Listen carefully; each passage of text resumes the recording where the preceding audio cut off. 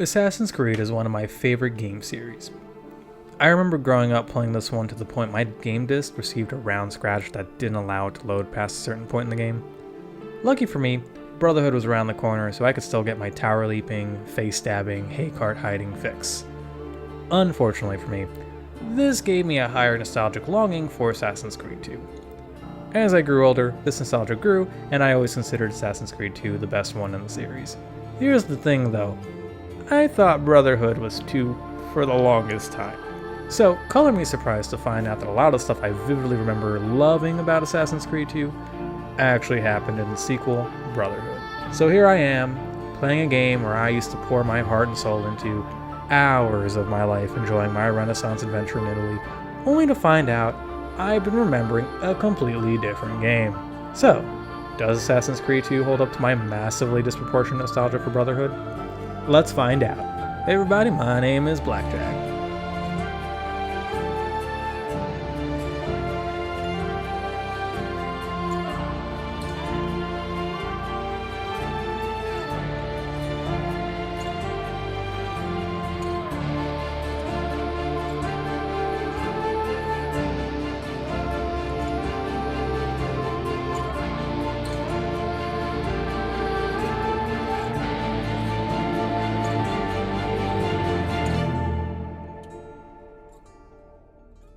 Today, we'll be talking about Assassin's Creed 2.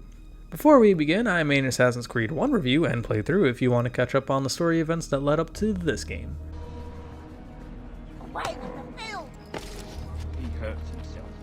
I'll be leaving a link down below in the description for the review.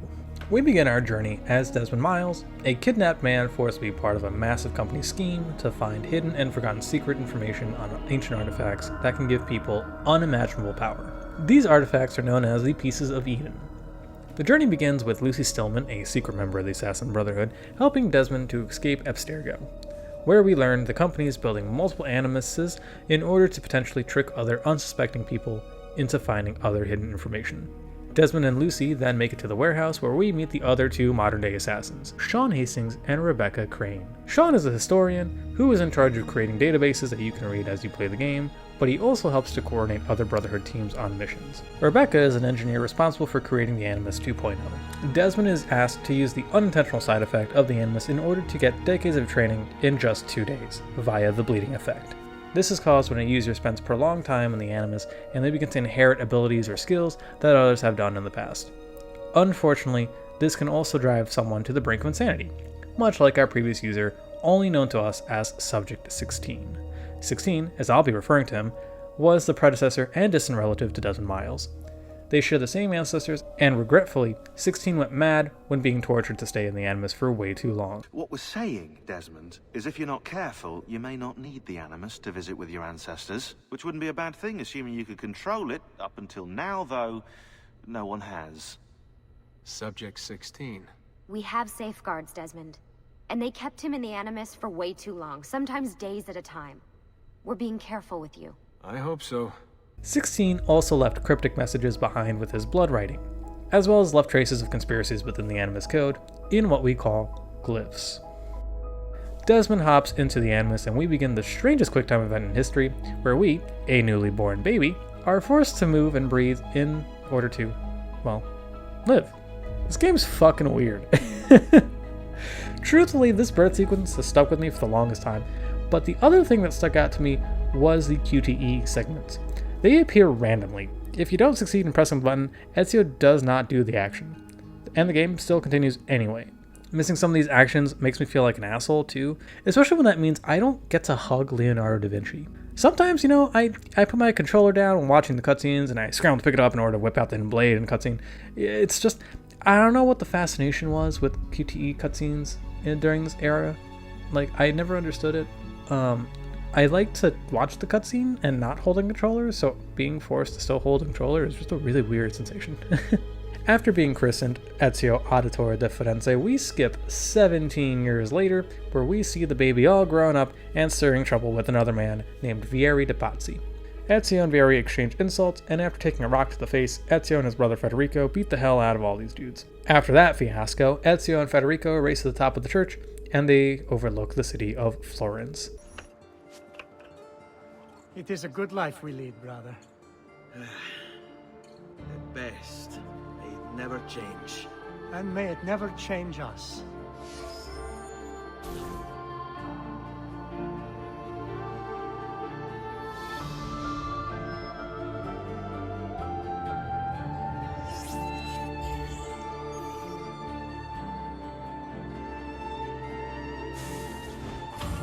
The following day, we do a little work for our family, which includes delivering important mail to our father, Giovanni. We help our mother, Maria, by going over to an artist's house and helping them carry some paintings and materials back. This artist will be our longtime friend, Leonardo da Vinci. And we help our sister, Claudia, by beating up her no-good, rotten, cheating fiancé. Lurido porco! Ezio, my friend. And lastly, we help our younger brother, Petruccio, by getting some feathers. He says it's for a surprise. Promised. Grazie, brother. You still haven't told me why you want these. I will. In time. While helping our father on one of these mail deliveries, we also meet the gonfaloniere, Umberto Alberti. I don't speak Italian. He's basically like a judge. Anyway, Giovanni requests that we deliver more mail, this time to a thief, a consort, a mercenary, and a pigeon coop. A little strange, but hey, who am I to judge why my father, a banker, wants me to deliver these letters to these people? While out and about on mail delivery, we see a group of guards running in the direction of our house.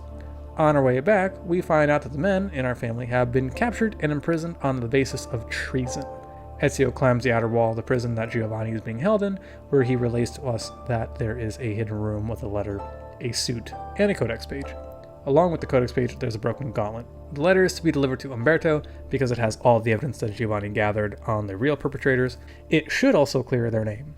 We don on the strange garments and make our way to Umberto's. Here we see a strange hooded figure behind Umberto, and after refusing to stay the night, we make it to the gallows the following day. Here's where we witness betrayal! Umberto executes our family and calls on the guards to kill us. On our escape, we talk to Leonardo, who fixes our gauntlet and translates the hidden code on the codex page. Huh? What's finished? The blade. I managed to decode that parchment of yours. It showed me exactly what to do.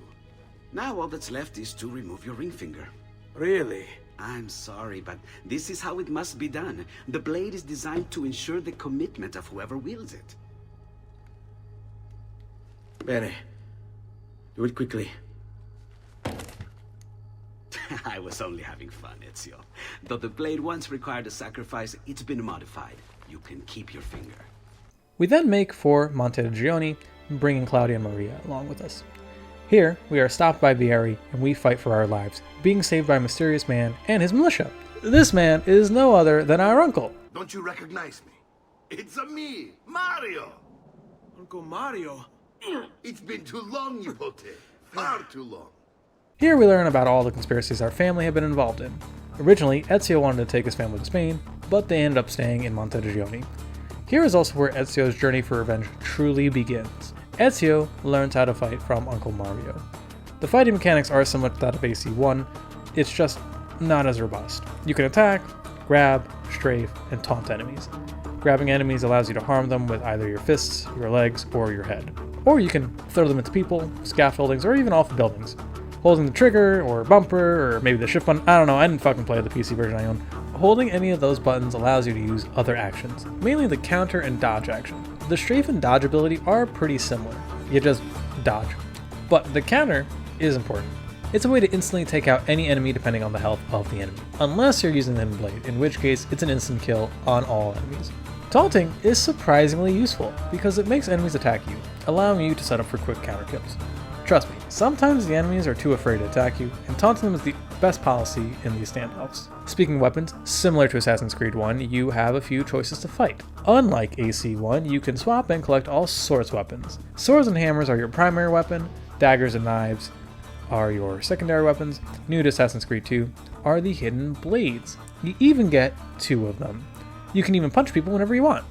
All weapons are able to be used, and each one has a different timing to learn when countering. There are about 22 weapons to buy, and each has multiple different animations when doing the more unique kills. You are also able to pick up and disarm enemies with their weapons. There are a couple of unique enemy weapons that are not available for purchase. The spears and polearms are useful to steal. There's even a hidden action that allows you to sweep a whole group of enemies onto the floor, allowing you for quick crowd kills. Then there are two-hand weapons like axes or broadswords.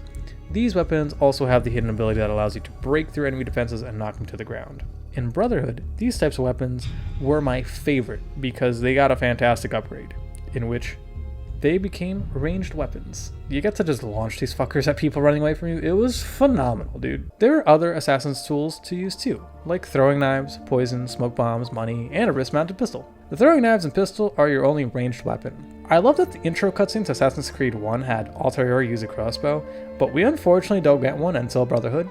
And during my first attempt at making this video, I believed I was going to get one, and I was wrong. I am severely disappointed. I remember the crossbow being literally like one of my favorite ways to take out enemies, but that's probably because the ranged options in this game aren't that good. The best way to use either of the ranged weapons is to lock on to your target, but the lock on is pretty finicky in this game, especially if you have multiple people near the one you're trying to pop. The knives also don't kill enemies in one hit unless they're not aware of your presence, I think. Honestly, sometimes even when they're not aware, it'll take 2 knives to kill. The pistol, on the other hand, takes a while to use because you have to charge the gun before shooting. If you let go too early, there's a high chance that you'll miss. But here's the thing about the gun, if you press the button to shoot, you're stuck aiming in whatever direction you were looking in until you shoot or swap weapons, unless you are locked onto your target. Locking onto your target allows Ezio to follow his target while aiming. The gun also has the ability to scare enemies during a fight, but it leaves you pretty open to attack. All the other tools are used for stealth. The poison makes enemies go berserk. They will swing wildly around them, hitting anyone for minor damage. The catch is, you have to use it while up close and personal. I'm not sure if you get seen, like if you're anonymous and use the poison, if you get instantly seen. I don't think you do, but I'm not 1000% positive on that either. The money causes the populace to surround the area in which you threw the money. This allows you to cause distractions to the guards or even blend into the crowd. Smoke bombs help you break eyesight when running away from guards. Normally when I play this game, I don't mind fighting the enemies because the counter kills with the hidden blades are instant kills, but I use the smoke bombs to try and make my playthrough run times just a little bit shorter. It saves on hard drive space in the long run. Stealth in this game is very simple. It hardly exists. Simply don't do anything interesting. That includes running and walking, climbing, killing, looking at things. If you act like you're not an NPC, you'll be spotted. Some of these guards have spidey senses or something, I fucking swear, dude. There's this one mission where, like, you have to kill a dude without being seen, and this one dude, like, just sees me every time. Like, I'm not even in his vicinity, like, turns around, and he's like, I see you, bitch. I sense you, bitch. If you act up in society, you increase your notoriety meter. This means guards will attack you on sight when the meter is filled. You can lower your notoriety by ripping posters off of walls, or bribing heralds, or killing false witnesses. Eagle vision is a technique Ezio and his lineage can use to help distinguish things out in the world. When in eagle vision, collectibles become easier to see, and friends and foes are highlighted. People who are highlighted in blue are groups of people you can hire to do things, whether that's distracting guards, or creating a group to blend into, or helping you fight enemies. Anyone in red is an enemy, and yellow highlighted figures are your targets. The developers at Ubisoft went to great lengths to recreate a lot of the architecture and landmarks during the late 15th century Italy. This game's environment is astonishingly beautiful. The cutscenes are a little stilted though, especially the models of the people. I'm gonna have nightmares about Lucy's dead-eyed look for the rest of my life, but something I will always find to be beautiful is Jesper Kid's score. The orchestral sound for a majority of the soundtrack is elegant and very cinematic. It feels very grand all throughout, and it's honestly one of those video game soundtracks that I sometimes do listen to on like long drives or whatever. It just has that quality to it I really like. While traversing this elegant land, there are many collectibles to get. 330 treasures are left around the cities for your taking. Treasures give you money that you can use to buy things like armor, paintings, weapons, upgrade pouches, medicines for healing, maps to find more treasures, ammo, the ability to repair your armor, or new clothes dyes. Treasures aren't the only way to make money though. You can steal from people, steal from gondolas, or pickpocket from the dead. There are also 20 codex pages to be found in the open, which is necessary to finish the game. It holds secrets that need to be deciphered by Leonardo. I think there's 30 in total, but you get a few of them by just playing the game's main missions. The codex pages increase your health and lets your hidden blades do more damage. Ezio also collects 100 feathers to honor his younger brother Petruccio.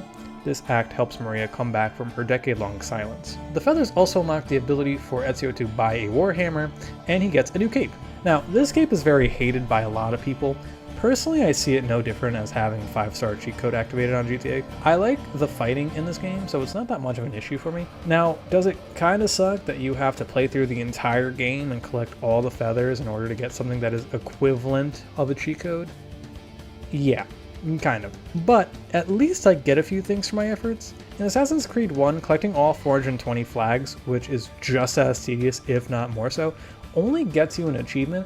I would rather have a hammer or a cape. Subject 16 left behind 20 glyphs for Desmond to find. Doing these cryptic puzzles unlocks the truth. This is a short video that has us follow Adam and Eve as they escape from an unknown threat as they reach the top of a structure overlooking an ancient civilization while holding onto a piece of Eden. 8 statues can also be found throughout Monteriggioni. The 8 Roman gods unlock hidden treasures that can give you a good early game boost of funds. Now, what do you need the money for? Well, to make more money, obviously. You see, Monteriggioni is not in good shape after years of conflict and war, so Ezio spends money in order to bring the city back from the brink. Buying shops in Monteriggioni gives you great discounts at stores, as well as allows you to grab all the treasures. But here's the catch. The more you collect and buy out in the world, the more money the city makes. You do have to return every real-world hour or so in order to collect all your earnings, or else Claudia will steal whatever doesn't fit in the box. We try and find the money to repair the villa. Problem is, there isn't any. I bet I can bring in some money. Oh, great. More work for me. Well, benissimo. If you start paying for improvements to the town, I'll keep track of them in this book. And since I have nothing better to do, I'll also make note of any objects you bring in from the outside. If you actually get this place up and running, travelers might visit and spend money. Although I doubt anyone will want to come this far out of the city. But if they do, I'll keep the money we make in this chest. You're going to have to show up to take it to the bank yourself. Because when it gets full, I'm just going to take the extra cash for myself. Capito? Ain't no way I'm allowing my sister to steal my money, unless I don't need it. Eventually, after buying everything and constantly taking trips to and from Monteriggioni, you'll be walking around with way too much money. Personally, I like chasing the mailmen or thieves in order to make some decent cash in case I needed to use the fast travel stores or to buy that last painting that I didn't have enough for. Here's the thing about chasing people in this game though, it can be quite obnoxious. The parkour and climbing in this game is very frustrating. Ezio will automatically run and jump from platform to platform, or he'll climb walls and scale buildings rather quickly. The thing is though is that Ezio will just fucking launch himself into random directions, or he'll stop climbing when there's clearly a handhold that he can reach. Climbing buildings, especially the 73 viewpoints, is kind of fun though. Every building is like a small little puzzle, and sometimes you have to stop in your tracks and scale around a building in order to find the next foothold so they can go upwards. Eventually you'll unlock the ability to jump up the wall in order to grab an out-of-reach handhold, which can make the earlier towers easier to climb. As you progress through the game, you'll unlock side missions, and these are pretty much what Assassin's Creed 1 had as main missions. You get to beat up cheaters, do checkpoint races, deliver mail, and do a bunch of assassin contracts. These are fun, albeit the races can be tricky due to Ezio's will to leap off tall buildings or jump in random directions.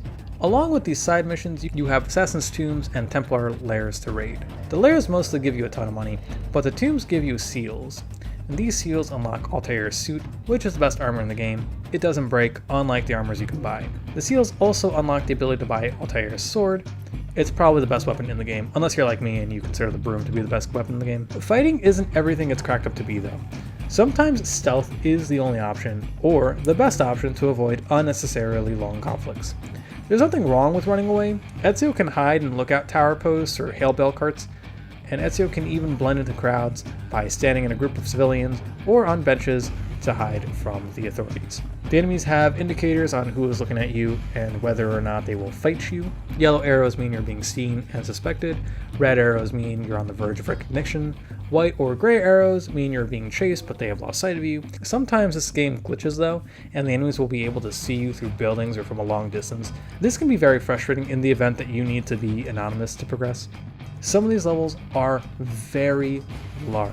Whenever you find yourself outside of a city, you're able to find horses, and the horses' controls are super simple. It's definitely the best way to travel long distances.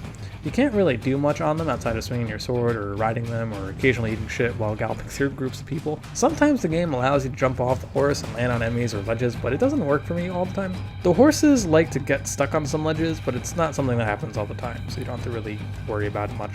There are two other mechanics to go over real quick. They both involve our dear friend Leonardo. You see, Da Vinci wasn't just an artist, but he was also a man of science and invention. On his way to Venice, Ezio meets up with Leonardo, and together they drive a stagecoach towards Forlì.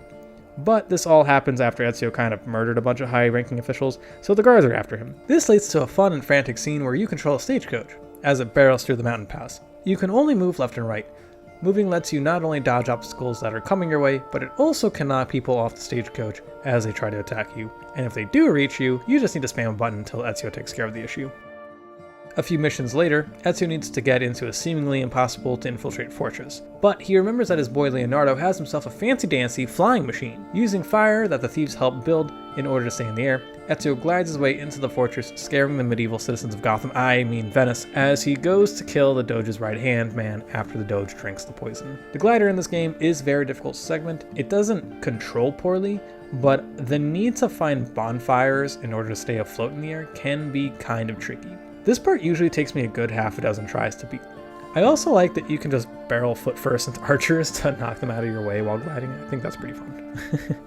Well, now that Ezio is equipped with the tools and knowledge to eliminate his father's murderers, he spends a decade going around all of Italy killing these conspirators on his father's list of names. Eventually, he learns of the Spaniard. He's the leader of this organization, an organization long thought to have been disbanded.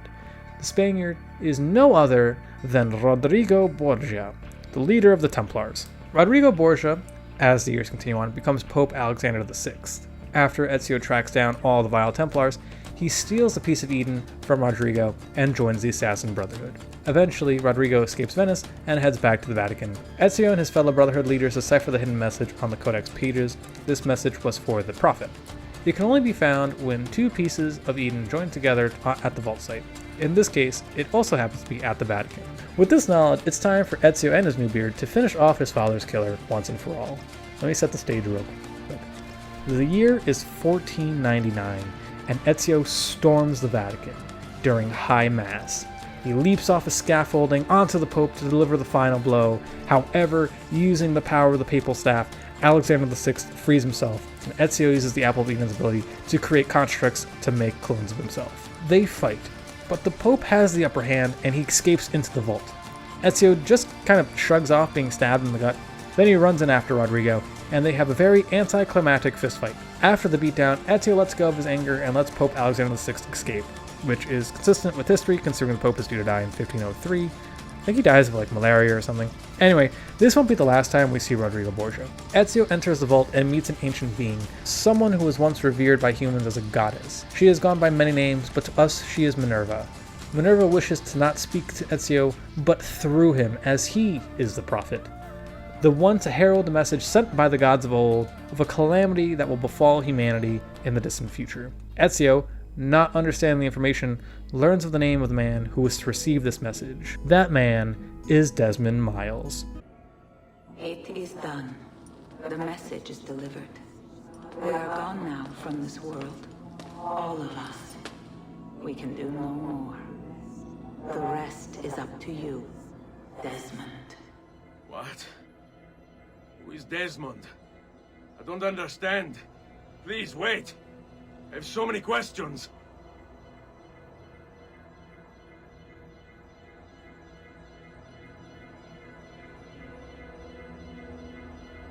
What the fuck?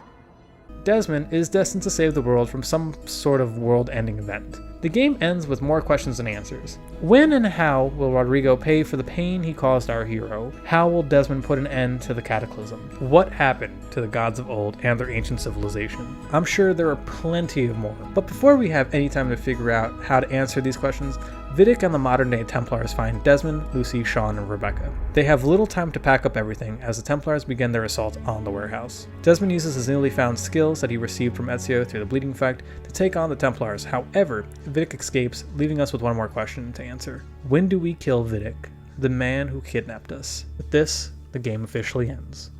Enjoy your victory, Mr. Miles. Temporary as it is. Desmond, we have to go! There's a lot for me to talk about when it comes to my thoughts on Assassin's Creed 2. Like I had mentioned before, this used to be my favorite game in the franchise, and a lot of that was simply due to me misremembering the events of this game. Every aspect that I was looking forward to in this game, whether that's the spear throwing moves, or the glider and tank missions, or the fun landlord money-making dynamic, didn't actually happen in this game. So when I first replayed this one after receiving a new used copy at my local comic book shop, I was really disappointed that all my memories of playing Assassin's Creed 2 actually were of a completely different game. Now, I view this as the game that laid the groundwork to everything that I really remember enjoying as a kid. That's not to say I dislike Assassin's Creed 2, I still like it a lot, but having my rose-tinted glasses being ripped from me didn't really feel all that good. But there are a lot of issues that I do have with this game. For starters, this game is hella edgy. From the beginning of the game, it feels like the devs tried to make Ezio and his journey a little more raunchy without diving into rated adults-only content. Not that I'm against sex in video games, but it's always struck me as weird how he just kind of lays pipe all over Italy. There's a moment where you beat a race and then the chick who challenged you to it just pushes you on top of some hay and then she straddles you like the horse you used to win before cutting away and resuming as if Ezio didn't just plow a rando woman on a pile of hay out in the middle of the day while there are clearly people walking around in the background. Like, I don't know, dude, you're an exhibitionist. There are moments that had me questioning what the fuck am I looking at. For instance, the birth scene. It shows enough to where we, the audience, can infer what happened without witnessing it, but we have to watch a baby the air before we can do anything cool in the game. There's some really good moments in this game, like when Desmond starts to hallucinate, but then is teleported back to the 1100s where you play as Altair while he pursues Maria Thorpe to the top of a tower, where he then impregnates her. Or rather, Desmond infers that by the way the camera zooms in on her stomach. Or is it his mind's eye? He wasn't actually hooked up to the Animus. Maybe that was just a dream sequence. I don't know. I was all for the Eagle Vision hallucinations before the weird camera zoom in. Outside of the edginess of this game, I feel that the story dropped the ball right at the end. By having Ezio not kill Rodrigo, it kind of takes away his agency. The reason for Ezio murdering people and taking out all those officials and people in power was to take revenge on those that destroyed his family. Ezio wasn't even a member of the Brotherhood until his 30s. He was just going around killing people on his list in the beginning of the game. The game devs had a very good way to describe Rodrigo's escape, but they just didn't use it. Ezio was literally stabbed in the gut, then walked it off in-game like nothing happened. Why not just have him pass out in the vault, and then come to as Minerva makes her appearance? Borges' model just literally straight up disappears in the game. It's kind of strange. I think this game's presentation is wonderful. The cities look spectacular, the water effects are really nice too. I like that Ezio's clothes look damp and soaked whenever he swims. My biggest issue is the character models, or more specifically, their eyes. A lot of the characters have these dead eyes that stare blankly ahead of them. It's like they're not looking at anything while simultaneously interacting with the people or environments. It's on the verge of looking really uncanny. If this game came out during the PS4 era or the PS5 era, I can totally see the eyes being an uncanny valley issue. The score for this game is phenomenal, and the sound effects are really great. In my opinion, they are iconic. That sound that plays when you assassinate someone with a hidden blade is incredible, and even down to the footsteps on the clay shingled rooftops, or the swords and weapons hitting people or armor is really good too. I also like that the civilians still think you're crazy for running around on rooftops and through crowds of people. It's just a lovely little detail. There were a few issues with the audio though. I'm not sure if it's my game disc or if it's just the game in general, because this is my 5th playthrough I tried doing for this channel, and each time I played this game I had some voice lines drop mid-cutscene. I'm not sure if my game is just glitched at that part of the game, or if the devs didn't put in the lines, or if there was just some technical issue. Like, I'm not positive. But it happened to me every time I got to certain areas in this game. The gameplay could be better. I like the climbing and parkour mechanics, but it's like the further I play into this game, the more Ezio decides he's had enough of the running and climbing. He'll just run up walls without grabbing ledges or hop off buildings in random directions, despite me only holding up on the analog stick. It can make segments where you chase targets or do races really frustrating. Everything else is fine. The combat is good, but Brotherhood makes it better and faster. They streamline a lot of the slowness in this game. And I don't find myself being bombarded by hordes of enemies like I did back in Assassin's Creed 1. But now I have a new issue of having to wait for the enemy to swing at me because he's blocking every one of my attacks. Although you can get around this by taunting, I still find it really annoying. There are a ton of collectibles in this game, but a majority of them are just to get money so that you can make more money, so you can buy more stuff so that you can make more money. It's all well and good, but having to come back to Montegioni to collect your rewards is kind of a hassle. I don't mind the feathers. Actually, collecting them for me becomes more about helping Maria process her trauma than it does getting a hammer from Uncle Mario or a cape that has me being attacked wherever I go. I just wish the feathers were marked on your map. Do I still consider Assassin's Creed 2 the best game in the series? No, I don't think so anymore. I'm not sure if that has anything to do with me misremembering the events and abilities that happened in Brotherhood, or if it had to do with me having such a hard time trying to produce this review over the past few years, and me battling with my mental issues, which in turn soured my view of not only myself and how I view my projects, but also how I viewed this game from my childhood. I still try and look at things in a more objective kind of sense whenever things like this happen, but it can really delay my process in video creation. Well, anyway, with that all said, I think the fairest rating I can give Assassin's Creed 2 is a 7.5 out of 10. And with that, I hope you guys really like my review. I'll see y'all for another trip back in time. How's ancient Greece sound?